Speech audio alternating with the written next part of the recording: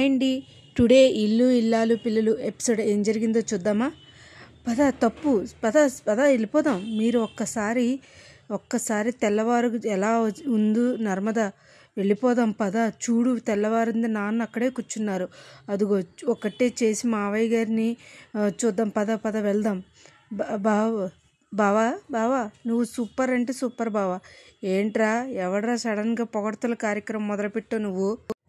డబ్బులు ఏమన్నా కావాలా ఏంటి? డబ్బులుంటే ఏముంది బావా, నిన్ను పొగుడుతూ ఎలాగోలాగా ఇచ్చేస్తావులే కదా. కానీ అలాంటిది అద్భుతమైన కోడల్ని తీసుకొచ్చావేమో చూడు బావా.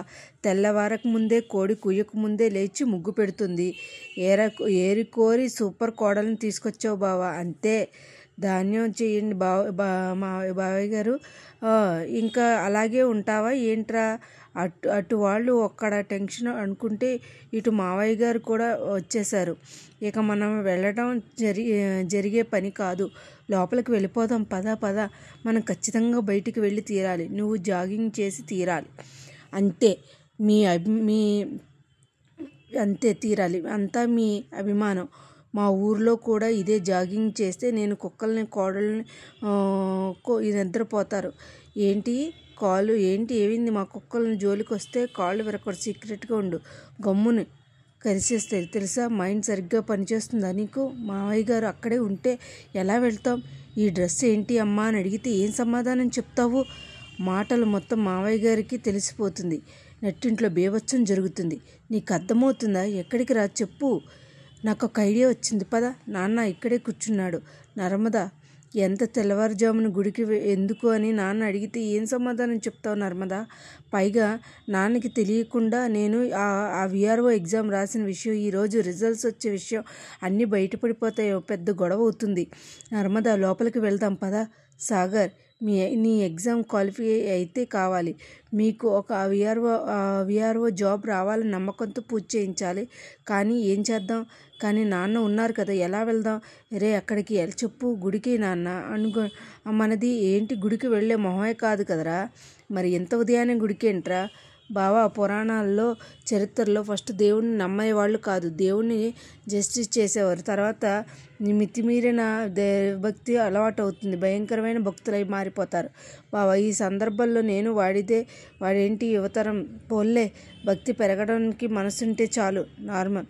ఓకే సరే, జాగ్రత్తగా వెళ్ళిరండి పద.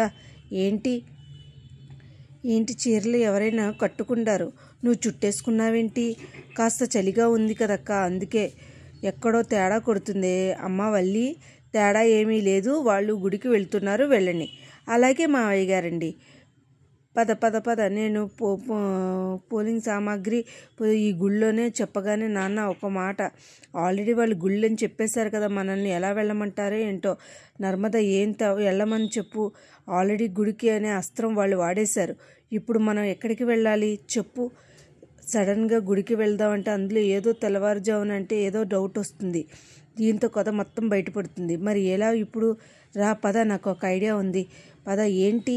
సాగర్ మరిది గారు, ఏంటి మీరేంటి ఇక్కడ వచ్చేసి? చలికాలం కోసం వచ్చాం. ఓహో, చలికాలం కోసం వచ్చారా? అవునమ్మా. సాగర్ నుండి సూర్యారావు గారు వచ్చే వరకు కూడా సాగర్ మరిది గారు నిద్ర లేవరు కదా. పైగా ఆల్రెడీ అయ్యి చలిగా ఉంది. ఏంటి? నాకేదో డౌట్ కొడుతుంది. ఏంటి? తేడా ఏమీ లేదు. అమ్మయ్య, నాకు అమ్మయ్య గారు ఏంటిది అసలు ఇలా మాట్లాడుతున్నారు? మాకు వినపడింది. నీ ఇష్టం, వెళ్తే వెళ్ళు, లేకపోతే లేదు. మావయ్య గారు, నువ్వు ఏరి కోరి తెచ్చుకున్న కోడలివి కదా, అందుకనే నిన్ను పొగిడేస్తారు కదా. అవునవును, వెళ్ళాలి. నేను ఏరుకోరి తెచ్చుకున్న కోడల్ని కదా. ఎలాగైనా సరే వెళ్ళిపోయింది వల్లి. అమ్మో, మావయ్య గారి దృష్టిలో నేను మంచి కోడల్ని కదా, అందుకనే. పద. ఏంటి? వర్షం రాబోయే ముందు క్షణాల్లో గాలి వచ్చినట్టుంది. ఎన్నో రోజుల నుంచి ఎదురు చూస్తున్న క్షణం, సంతోషం కళ్ళ ముందు రాబోయే ఉంది.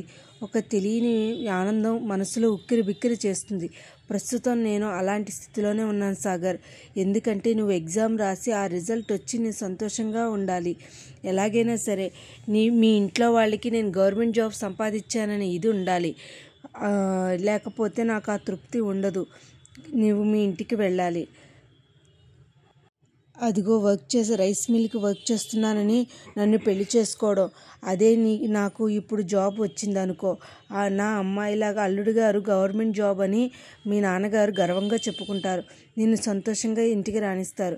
నన్ను పెళ్లి చేసుకోవడం వల్ల నీకు దూరమైన పుట్టిల్లు తిరిగి నీకు దగ్గర చేస్తే నీ భర్తకి నేను గెలిచిందే కదా. ఇదే నీ కోసం నేను అందరి ముందు వదిలేసుకున్నాను. నా కన్నీళ్లు వచ్చే వరకు తవ్వుకున్నాను. అసలు కన్నీళ్లు రాకుండా చూసుకుంటావా అని నమ్మకంతో నీతో పాటు 7 అడుగులు వేశాను.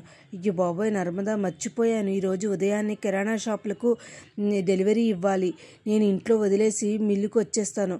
వద్దు సాగర్, నేను ఆటోకి వెళ్ళిపోతాను. నువ్వు వెళ్ళి నీ పని చూసుకో. సరే, థ్యాంక్ యూ.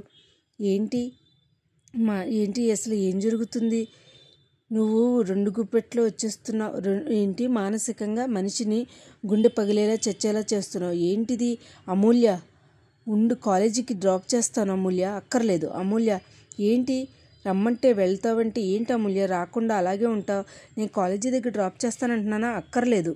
కాలేజీ దగ్గర డ్రాప్ చేస్తానంటున్నాను కదా, అక్కర్లేదు. బుజ్జమ్మ, ఏంటిది? 3 కోడళ్ళు ఉండగా ఎవరొకరితో వెళ్ళి మార్కెట్కి వెళ్లకుండా, కాయగూరలు తెచ్చుకోకుండా సరదాగా ఎప్పుడు నాతోటి ఏంటి? సరదాగా మా ఆయనతో కలిసి బండి మీద తిరగచ్చు కదా. అంటే సరదాగా బండి మీద తిరగచ్చడం కోసం తప్ప ఏదో కొంపలు మునిగిపోతున్నట్టు మిల్లు నుంచి వెళ్ళనకుండా తీసుకొచ్చావు. అవును స్వామి, మనకు పెళ్ళైన తర్వాత నాకు పిల్లలు, సంసారం, మీకు రైస్ మిల్లు, డెలివరీలు చేయడమే సరిపోయింది. ఇలాంటి సరదాలు ఎక్కడున్నాయి చెప్పండి. అందుకే అర్థం చేసుకోకుండా కోపడటం ఏంటో. నన్ను ఇక్కడే వదిలేయండి, నేను నడుచుకుంటూ వెళ్ళిపోతాను. ఏదో సరదాగా అన్నానులే బుజ్జమ్మ. మళ్ళీ సరదా అన్నానంటారు బుజ్జమ్మ. 25 ఏళ్ళ నుంచి ఇదే కదా. ఏంటి అమూల్య, ఏంటి అలా చూస్తున్నావు? అదేంటి విశ్వక్ బండి మీద అమూల్య ఎక్కుతుంది? ఏంటిది? కాలేజీకి వెళ్ళొస్తానమ్మా అంటే ఆ డ్రెస్ అమూల్య, అంటే విశ్వక్ బండి మీద కూర్చున్నది అమూల్య. ఇదేంటి అమూల్య ఎక్కడవేంటి విశ్వక్ బండి మీద? అసలు చూద్దాం, ఇంటికి వచ్చాక ఒక్కసారి అడుగుదాం. చూస్తున్నారు కదా, ఇదేనండి ఇల్లు ఇల్లాలు పిల్లలు ఎపిసోడ్. ఇదే అసలు అమూల్య విశ్వక్ పెళ్లి చేసుకుంటారా? అసలు రామరాజు పరిస్థితి ఏమవుతుంది? అసలు ముందు ఎపిసోడ్లో ఏం జరుగుతుంది అనేది మనం ముందు ఎపిసోడ్లో చూసి తెలుసుకుందామండి. నా వీడియోస్ కనుక మీకు నచ్చినట్లయితే లైక్ చేసి, షేర్ చేసి, సబ్స్క్రైబ్ చేయండి. Thank you so much. Thank you.